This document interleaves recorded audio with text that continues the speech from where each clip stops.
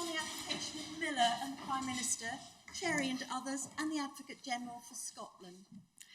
We have before us two appeals, one from the High Court of England and Wales, and one from the Inner House of the Court of Session in Scotland. It is important once again to emphasise that these cases are not about when and on what terms the United Kingdom is to leave the European Union. They are only about whether the advice given by the Prime Minister to Her Majesty the Queen on 27th or 28th of August that Parliament should be prorogued from a date between 9th and 12th September until 14th October was lawful, and the legal consequences if it was not. The question arises in circumstances which have never risen before and are unlikely to arise again. It is a one-off. Briefly, the Scottish case was brought by a cross-party group of 75 members of Parliament and a QC on the 30th of July because of their concern that Parliament might be prorogued to avoid further debate in the lead-up to Exit Day on the 31st of October. On the 15th of August, Nicky da Costa, Director of Legislative Affairs at Number 10, sent a memorandum to the Prime Minister, copied to 7 people, civil servants and special advisers, recommending that his parliamentary private secretary approach the palace with a request for prorogation to begin within 9th to 12th September and for a Queen's speech on 14th October. The Prime Minister ticked yes to that recommendation. On 27th or 28th August, in a telephone call, he formally advised Her Majesty to prorogue Parliament between those dates. On 28th August, Mr. Jacob Rees-Mogg, Leader of the House of Commons and Lord President of the Privy Council, Mr. Mark Harper, Chief Whip, and the Baroness Evans of Bowes Park, Leader of the House of Lords, attended a meeting of the Privy Council held by the Queen at Balmoral Castle. An order in Council was made that Parliament be prorogued between those dates and that the Lord Chancellor prepare and issue a commission for proroguing Parliament accordingly. A cabinet meeting was held by conference call shortly after that in order to bring the rest of the cabinet, quote, up to speed, end quote, on the decisions that had been taken. That same day, the decision was made public, and the Prime Minister sent a letter to all members of Parliament explaining it. As soon as the decision was announced, Mrs. Miller began the English proceedings challenging its lawfulness. Parliament returned from the summer recess on the 3rd of September. The House of Commons voted to decide for themselves what business they would transact. The next day, what became the European Union Withdrawal No. 2 Act passed all its stages in the Commons. It passed all its stages in the House of Lords on the 6th September and received royal assent on the 9th September. The object of that act is to prevent the United Kingdom leaving the European Union without a withdrawal agreement on the 31st of October.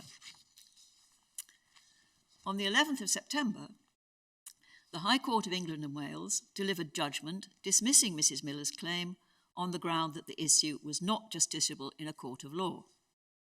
That same day, the Inner House of the Court of Session in Scotland announced its decision that the issue was justiciable, that it was motivated by the improper purpose of stymieing parliamentary scrutiny of the government, and that it and any prorogation which followed it were unlawful and thus void and of no effect. Mrs. Miller's appeal against the English decision and the Advocate General's appeal against the Scottish decision were heard by this court from 17th to 19th September. Because of the importance of the case, we convened a panel of 11 justices, the maximum number of serving justices who are permitted to sit. This judgment is the unanimous judgment of all 11 justices. The first question is whether the lawfulness of the Prime Minister's advice to Her Majesty is justiciable. This court holds that it is. the courts have exercised a supervisory jurisdiction over the lawfulness of acts of the government for centuries.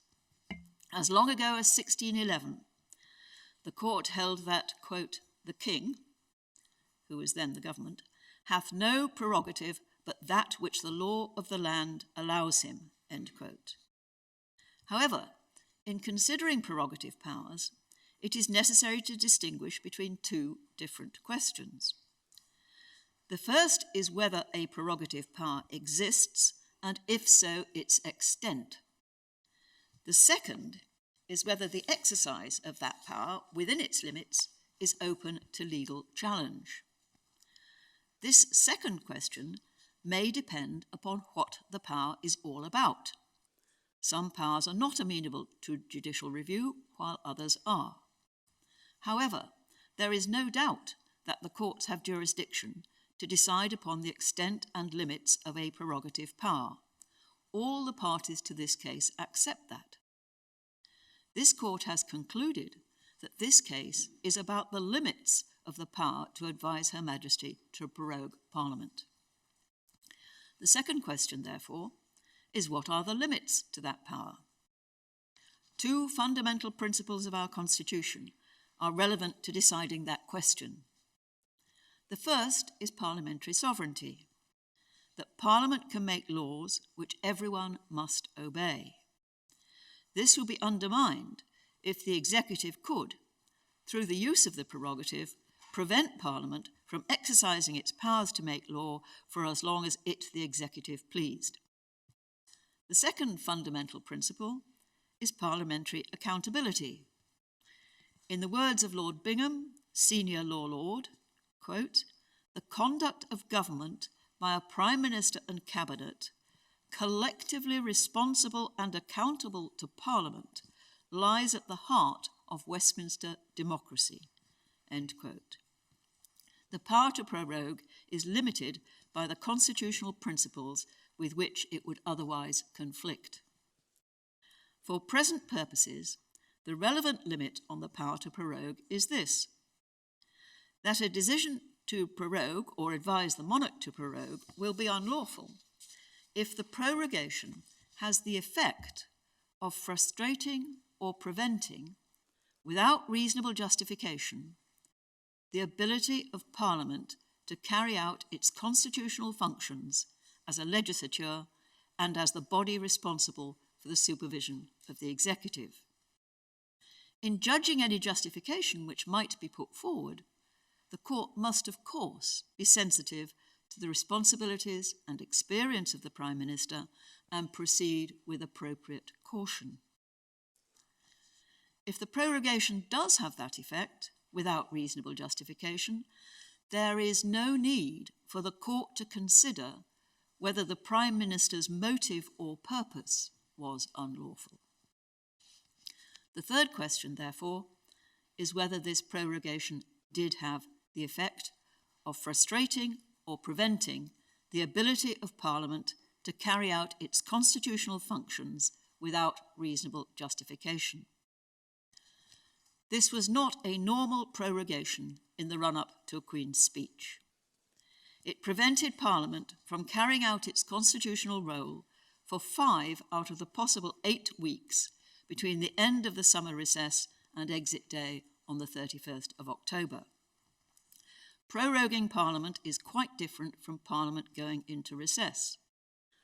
While Parliament is prorogued, neither House can meet, debate, or pass legislation. Neither House can debate government policy, nor may members ask written or oral questions of ministers or meet and take evidence in committees. In general, bills which have not yet completed all their stages are lost and will have to start again from scratch after the Queen's speech. During a recess, on the other hand, the House does not sit, but parliamentary business can otherwise continue as usual. This prolonged suspension of parliamentary democracy took place in quite exceptional circumstances. The fundamental change which was due to take place in the Constitution of the United Kingdom on the 31st of October. Parliament, and in particular the House of Commons, as the elected representatives of the people, has a right to a voice in how that change comes about. The effect on the fundamentals of our democracy was extreme. No justification for taking action with such an extreme effect has been put before the court. The only evidence of why it was taken is the memorandum from Nicky da Costa of 15th August. This explains why holding the Queen's speech to open a new session of Parliament on the 14th of October would be desirable. It does not explain why it was necessary to bring parliamentary business to a halt for 5 weeks before that, when the normal period necessary to prepare for a Queen's speech is 4 to 6 days. It does not discuss the difference between prorogation and recess. It does not discuss the impact of prorogation on the special procedures for scrutinising the delegated legislation necessary to achieve an orderly withdrawal from the European Union, with or without a withdrawal agreement, on the 31st of October. It does not discuss what parliamentary time would be needed to secure parliamentary approval for any new withdrawal agreement as required by Section 13 of the European Union Withdrawal Act 2018. The Court is bound to conclude, therefore, that the decision to advise Her Majesty to prorogue Parliament was unlawful because it had the effect of frustrating or preventing the ability of Parliament to carry out its constitutional functions without reasonable justification. The next and final question, therefore, is what the legal effect of that finding is, and therefore what remedies the Court should grant. The Court can certainly declare that the advice was unlawful. The Inner House went further and declared that any prorogation resulting from it was null and of no effect.